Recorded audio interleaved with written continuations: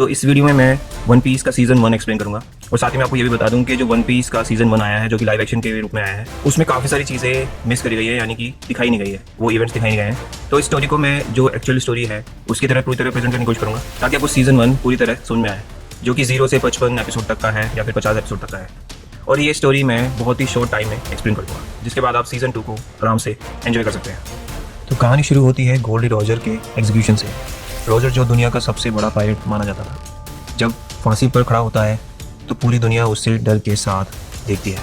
लेकिन रॉजर मरते वक्त भी मुस्कुराता है और लोगों से कहता है कि उसका खजाना अभी भी दुनिया में कहीं मौजूद है और अगर किसी में हिम्मत है तो उसे ढूंढ ले। उस एक सेंटेंस के साथ पूरी दुनिया बदल जाती है। लोग अपनी नॉर्मल ज़िंदगी छोड़कर समुद्र की तरफ निकल पड़ते हैं। इसी से ग्रेट पायरेट एरा शुरू होता है। कुछ सालों बाद ईस्ट ब्लू के फूसा विलेज में एक लड़का रहता है, मंकी डी लूफी। लूफी बचपन से ही पायरेट्स का फ़ैन होता है, खासकर रेड हेयर्ड शैंक और उसकी क्रू का।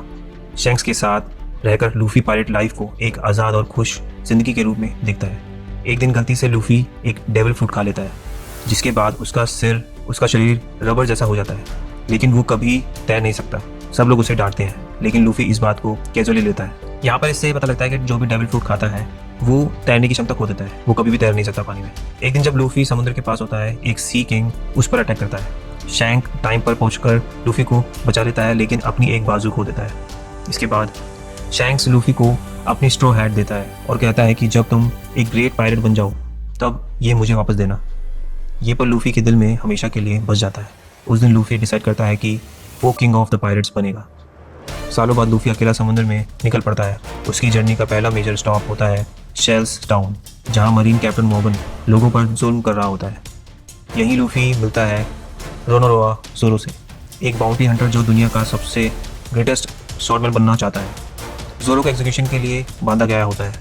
लूफी उसे आज़ाद कर देता है और मॉर्गन को हरा देता है। ज़ोरो लूफी के कॉन्फिडेंस और स्पिरिट को देखकर उसके साथ चलने का फैसला करता है। आगे बढ़ते हुए लूफी और ज़ोरो की मुलाकात होती है नामी से।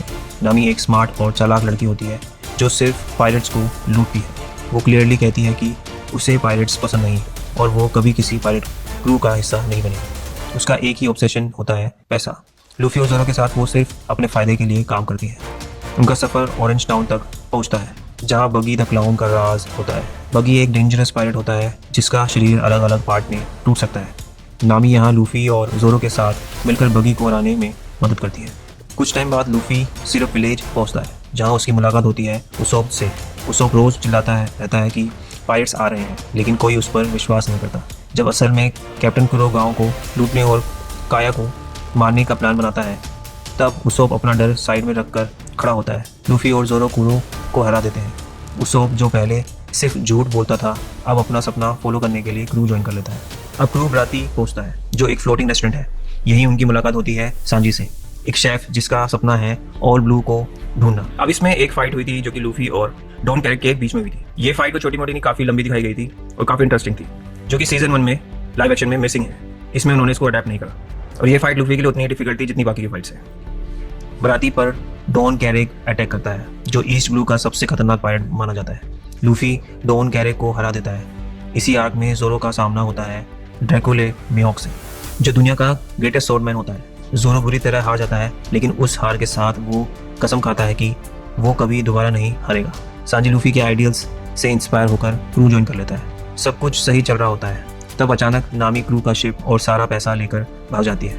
इस बार वो कोकोयाशी विलेज जाती है। जब क्रू उसका पीछा करता है, तब नामी की ज़िंदगी का सच सामने आता है। कोकोयाशी विलेज फिशमैन पायरेट आर्लोंग के कंट्रोल में होता है। आर्लोंग बहुत ही क्रूर और मैनिपुलेटिव होता है। नामी की अडॉप्टिव माँ बेलमेरे को आर्लोंग सिर्फ इसलिए मार देता है क्योंकि वो अपनी बेटियों को उसका काम करने से मना कर देती है।